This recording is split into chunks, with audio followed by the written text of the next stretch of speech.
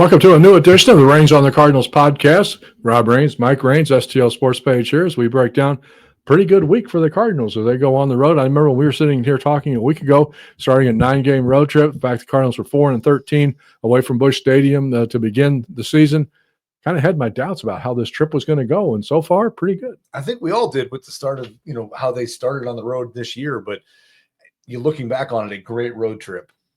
5-1, but swept the Nationals in Washington, then won 2 out of 3 in Philadelphia after splitting the doubleheader. Of course, unfortunately, the 9-game winning streak comes to an end in the day game. Couldn't get a hit there that they needed to keep that winning streak alive, fall 2-1, but then immediately come back, fall behind 5-1 in the first inning of the night game. Sonny Gray on the mound, which you didn't expect to happen, but lo and behold, they pound out 19 hits, win that game 14-7. There are a lot of reasons to be optimistic maybe right now about this team.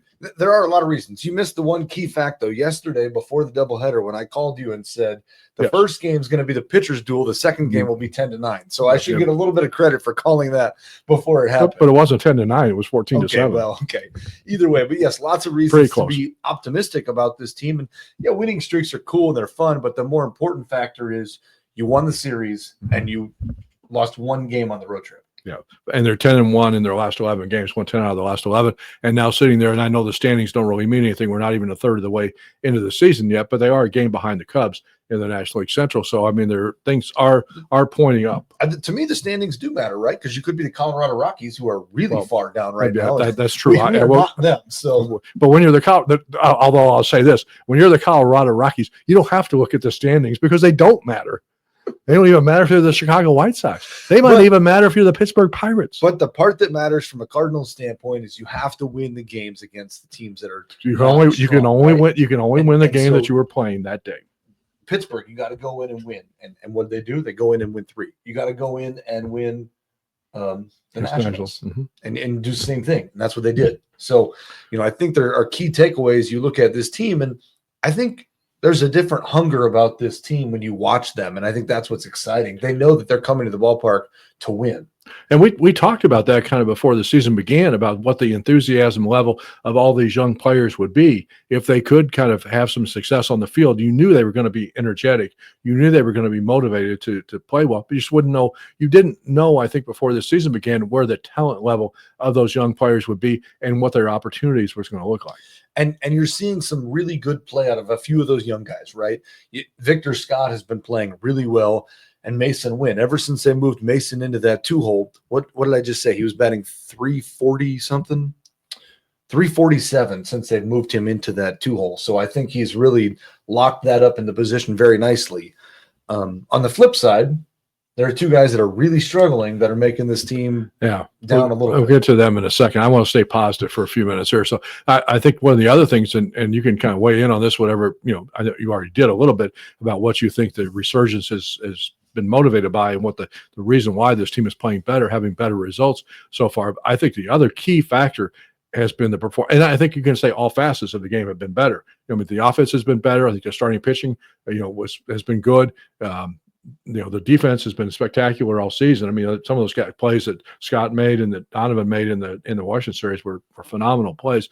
And the one plays, obviously Arenado's playing at a Gold Glove caliber back at third base again. But the other thing I think that to me has been one of the perhaps biggest keys to the success has been the bullpen.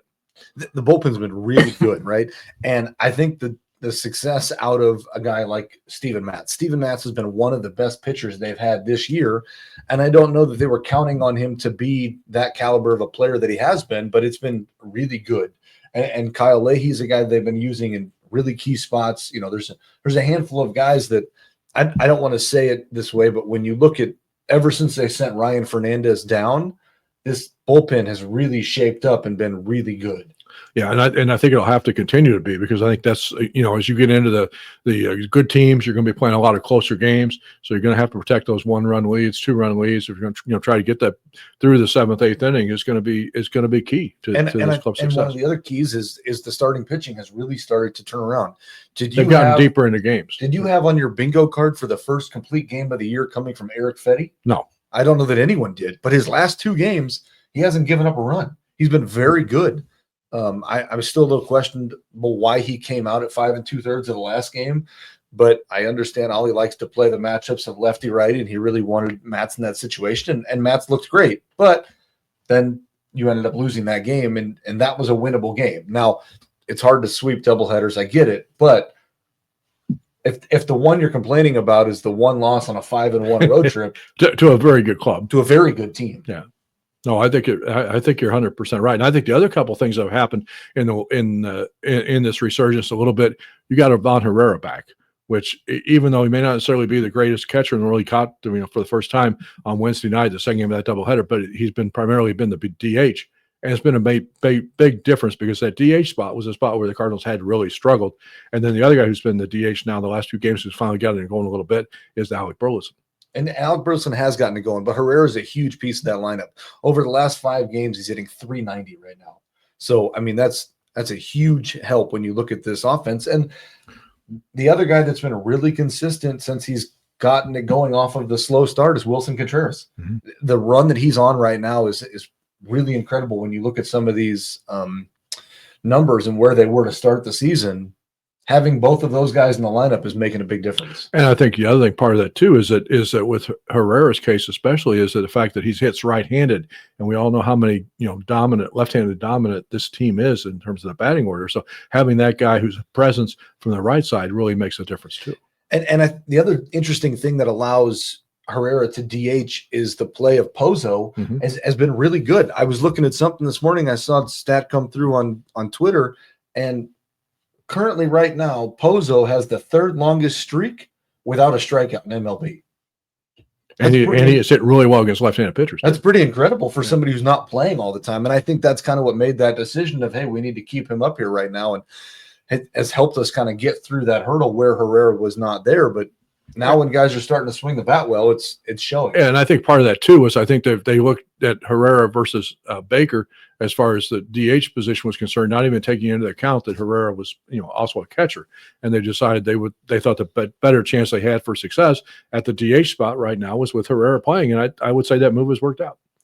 And Pages is the better defensive catcher. There's no argument there, right? Because I think he limits the run game a little bit more than Herrera can. Now, and I'm sure Herrera's going to work on that and he'll get there. But with the offensive numbers he's been putting up, I mean, yeah, he's going to still be playing. He's still going to be playing one spot or the other. Yeah, and that's the thing is this team doesn't get down. I think that's what's exciting to watch is they know they can come back from any lead. And we also can tell, the Cardinals are great as far as the analytical is concerned. They got 1 million people in that department who figure out all this stuff much more than we do. I still don't know what some of those numbers mean. I see them on the scoreboard. They had something on the scoreboard the other day in Philadelphia, XWOPA, or I have no idea what it was. Yeah, but anyway, it had a number. Whatever it was. But anyway, my point about Herrera is there's going to be some matchups against some teams that you don't expect to be running wild on the bases. So those would be the games that you can slide Herrera in to catch and not have to worry as much about them other teams trying to steal 5 or 6 bases in the game. And that's the thing with a team like the Phillies. The Phillies are a very aggressive base running team. They always have been. And so they're very active, but they tend to run themselves into outs too, which we saw in the couple of those games. Yeah, where was that catcher going a couple times? Yeah, I have no idea. But that's the thing is they run. So I think that's where you see Pages because it makes sense because they're an aggressive team. And then you'll find a team that, doesn't run as much and you'll find Herrera back behind the plate. And that's another key to the success is taking advantage when another team messes up. I mean, when there is a mistake made, taking advantage of that, whether it's a walk to your batter, a hit by pitch, pass ball, wild pitch, whatever it is, if you get that opening, you've got to seize that opportunity. And the Cardinals have done a good job of that. They have done a good job of capitalizing on that. And they've done a better job, as we've talked about, defensively. They're not giving extra chances to people. There's not a lot of errors that have been happening out there. And you can't say enough about the play of Jordan Walker defensively. He saved the game the other night. He did, really. Play. And there was one miscue between him and Scott one time in the outfield there. And it's probably where Scott needs to be a little bit more vocal coming in as a center fielder. But you got 2 young guys. That's going to happen as you work through it. But overall, I think you have to be really impressed with the defense from Jordan Walker. So we'll get to Walker and Gorman here in a second. But I want a bigger picture question is this. Does the way that they played the last 10, 11 days here when they've gone 10-1, does that change your expectation levels for the season? And if it does, then what do you think that means if we're playing like that, if the club is playing like this when they get to the trading deadline? Well, there's two parts of that answer. One is I think the team is playing like they're capable of playing, and what we had seen all along, right? I still think there's a few lineup decisions that I would shuffle around a little bit more. But now, are they going to always go 9-1? No. But to me, the key is, as we talked about before, that run differential just keeps strengthening. And so the more you can continue to pile on the offense, you can work through the starting pitching. And I do want to bring up one other thing, and then we're going to get to, kind of the net. We have to balance this out with some of the negative stuff as well. And we should mention, of course, that our Reigns on the Cardinals podcast brought to you by our great friends at Drury Hotels, as well as all of our other great sponsors here on the website. All of our content free, no paywalls at all. So thank you. And if you're traveling this summer somewhere, be sure to check out and make sure you've got a Drury Hotel. Keyword is sports. You can make the reservation through the Drury Hotel website, which we link to that on our site. And I think you'll get the best rate you can get there. So encourage everybody to do that and support not only Drury Hotels, but all of our great sponsors. You didn't like Donovan bunting the other day. My problem with it is your 3-hole hitter should not be bunting, period. Now, we saw it once earlier in the year from Wilson Contreras when he was really struggling. Okay, that's different. Donovan leads this team in batting average right now. So you've got the tying run in scoring position, and you'd rather drop down a bunt? Now, the question we don't know is, did he do it on his own or was it called? I don't know. But to me, that's where I really struggle. I don't know that Brendan Donovan is your long-term 3-hole hitter. I understand why he likes this lefty-righty type thing. Okay, that's fine. But to me, Wilson Contreras is your 3-hole hitter.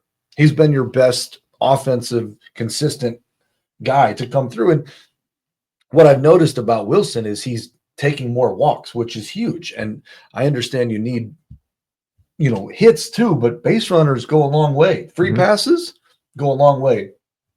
Yeah, we saw that with Newbar when he was drawing all those walks the first month of the season out of the leadoff spot. We did, right? And that we saw how important that comes around to be. So, I think, can Donovan do it? Yes, but I'd like to see a little bit more power out of that 3-hole spot. Now, it's not to say that he can't hit home runs, but at the end of the day, I'm betting Wilson hits you 10 more home runs than Donovan does. I would say at least 10 more. That's what I'm saying. And so, wouldn't you rather some of the power numbers there? I understand, okay, lefty, righty, et cetera, whatever. I mean, I get that. But maybe Herrera becomes that guy to move up there as he starts hitting. I still think there's some tweaking around. But I think what's exciting about watching this team is you have options that you can put in there because guys are playing well. Yeah. So with the 3 words we've kind of heard to describe this season, different parts of the season as we started, we went from reset over the offseason. We went to transition and we got into spring training, and we're still hearing the word runway. And I think the 2 players that we're hearing the word runway for a lot still are Jordan Walker and Nolan Gorman. And my question to you is, do we know how long that runway is? I think it's a pretty long runway. To me, honestly, I think the runway is longer for someone like Jordan Walker than it is for Nolan Gorman. And the reason I say that is because of what Jordan is giving you in the outfield. And you've got options that can play second base. Are there options that can play right field? Yes, but probably right now, Jordan Walker's a better defender than Alec Burleson is out there.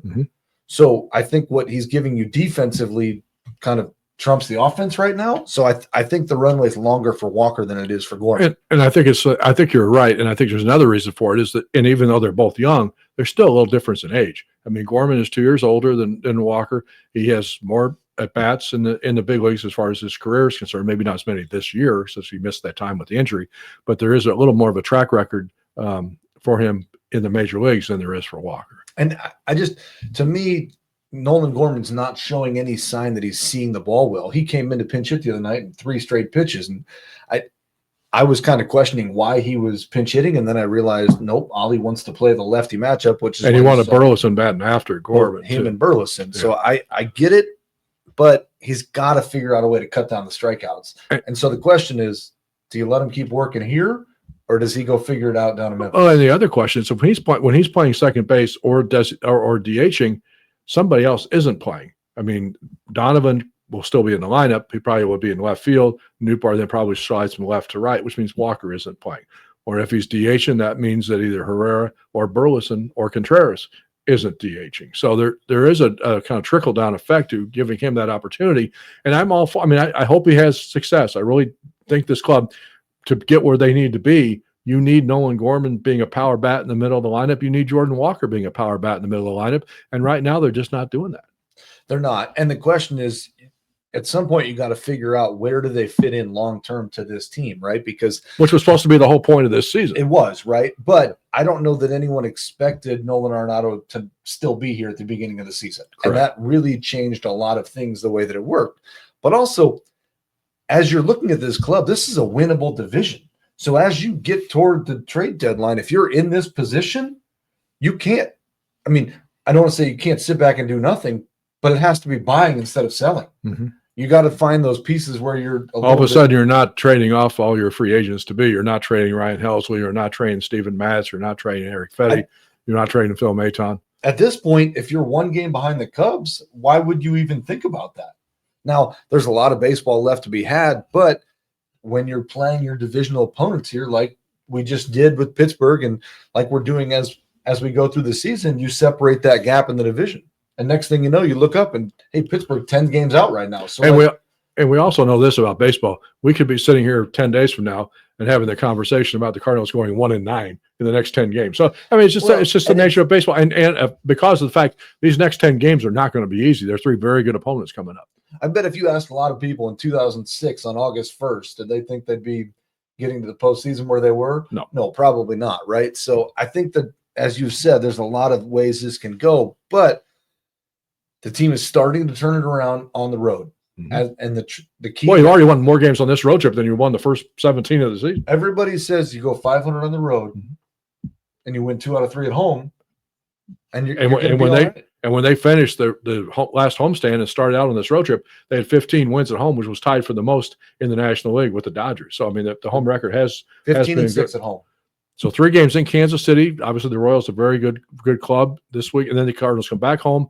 3 games against Detroit, happens to have the best record in the American League, then 3 games against Arizona. So these next 3 series are really kind of a good litmus test to how good this club's playing right now. Did anybody have the Detroit Tigers as the most wins in baseball right now? So no, again, probably not. There are a lot of surprises as we go through this, but that's what makes baseball exciting and fun. And I think that's what's going to be unique as we look forward to the season. A couple other things I want to get to before we wrap up this edition of the show. We always talk about how we enjoy covering minor league baseball. We went to Peoria a week ago, did a story on Joshua Baez. Hopefully everybody had a chance to see that. He had a big 3-for-6 game the other night up in Cedar Rapids. But the guy I want to mention, and I haven't written about him yet, although he was ranked in our STL Sports Page prospects a year ago, even though he'd only played in the Dominican Summer League.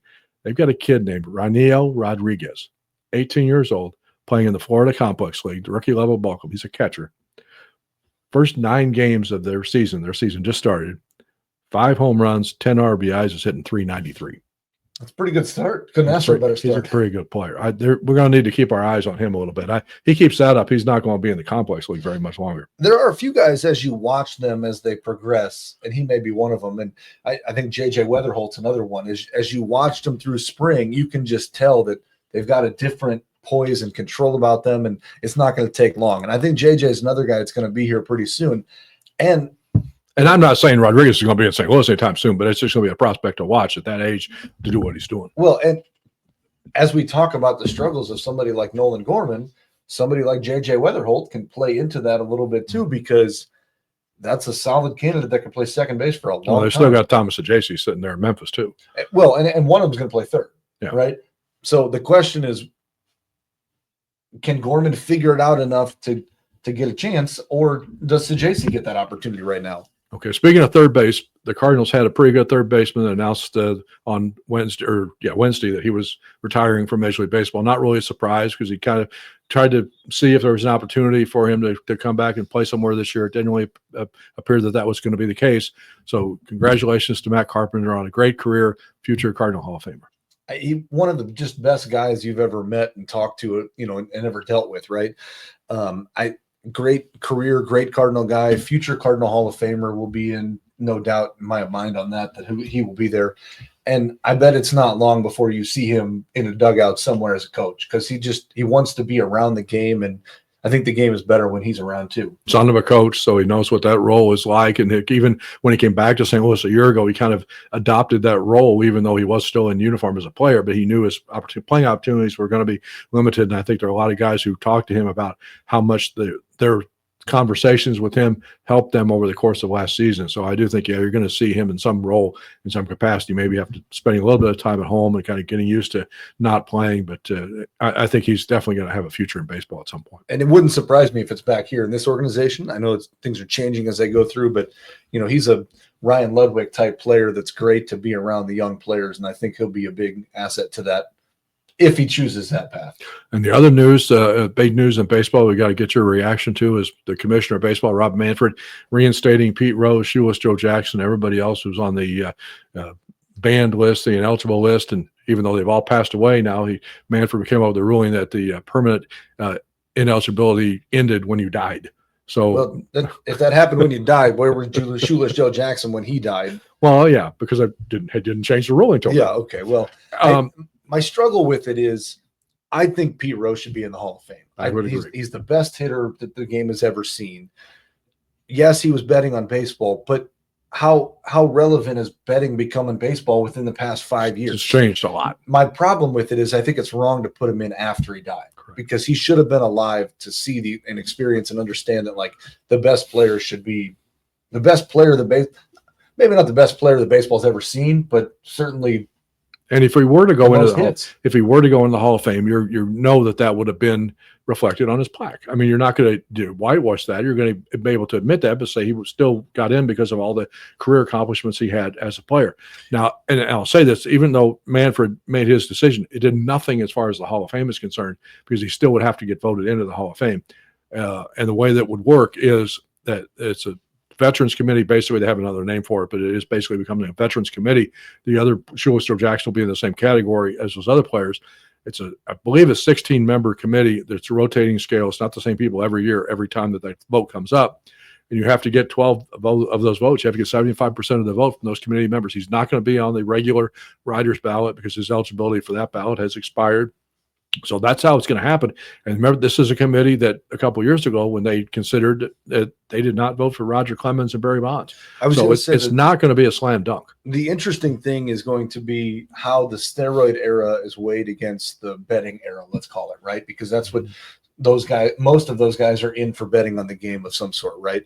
So, but to your point earlier, I understand if Manfred had taken him off the list, then leave it up to that committee to see. Yeah. And for those who a local St. Louis connection, Ozzie Smith is a member of that committee currently. So I don't know which way he would vote on this. The committee is made up of other players that are already in the Hall of Fame, some baseball lifetime executives, like we'll have, Bill DeWitt's been on that committee before, some of the other, higher up people on different teams, and then some of the media members who have been in the game, covering the game for a long time. So it's a combination of all those people. And I said it is a rotating committee, so it's not always the same 16 people every year. And I think it's the 27 will be the ballot that those guys would be Rose and Jackson, and would be on that commutative classic era, I think they call it, vote coming up at 27 for possible election to Baseball's Hall of Fame in 2028. So there's still time to figure it all out. But I think there are some people going to be opposed to it. Some people are going to be in favor of it, just like there have been people opposed to, Alex Rodriguez and Barry Bonds and Roger Clemens going into the Hall of Fame too. So it's, and some people are saying that by letting Rose now be eligible, you're opening up all that can of worms again for those guys. And I don't know if that's true or not. I think the problem is Manfred really opened up that can of worms earlier this year when Shohei Ohtani had his issue with the interpreter. There was no punishment, no fine, nothing for Ohtani. Now, I don't know whether he bet on baseball or not, but he was very closely involved with someone who did, and nothing happened. So how can you look the other way on that and treat Pete Rose differently? And I think it really is kind of a hollow victory if he gets in the Hall of Fame after he passed away. I just don't, I just don't see the point in that. It doesn't change anything in his life. He really wanted to be a Hall of Famer. He really valued that. I think he would have really appreciated being into Cooperstown, but I think it's, it's not, it's a shame. Does he deserve to be in the Hall of Fame? Yes. Yes. Should it have happened before he died? Yes. And I think that's the problem. Yeah. So as we mentioned, the Cardinals in Kansas City this weekend. You're heading up there to take in the games, and it'll be hopefully the weather will be cooperating. I know that I'm looking forward to the Sunday matchup. I think Matthew Liberatore against Michael Wacha is going to be fun. Wacha's had a nice career after leaving the Cardinals. the Royals are a good team. They've got some good pitching. I think Cole Reagan's supposed to pitch tomorrow night, so it's going to be good. And as the weather heats up, the ball jumps a little bit more, especially in that park. So, and Cardinal fans are going to see one of the best young players in the game in Bobby Witt Jr. An unbelievable player. There's certain players that just the talent level, regardless of how they are, and he's one of those guys. So. Good challenge for the Cardinals. Hopefully they'll keep it going. They come home on Monday, first of 3 against Detroit. I haven't seen the pitching rotation for Detroit. Do you think we'll get our old friend Jack Flaherty on the mound in one of those games? I would assume we will, and he's pitching really well, and Tyreek Skubal is on a different level this year. So this is going to be a really tough stretch coming up of games. This will really show what is this team made of over the last 10 years. And whether you're winning or losing right now, it's just more fun to watch the games. I mean, I think even Chip Carey mentioned it the other day. There are points last year where they're down 5-1 in the first inning. You think that game's basically over, but nobody thought that yesterday. The Cardinals certainly didn't think it was over, and it wasn't. So and that's exciting. And I understand, from the fan standpoint, last year they didn't want to come to games because they didn't do very well, and they said, well, they're not spending any money. They don't want to come this year.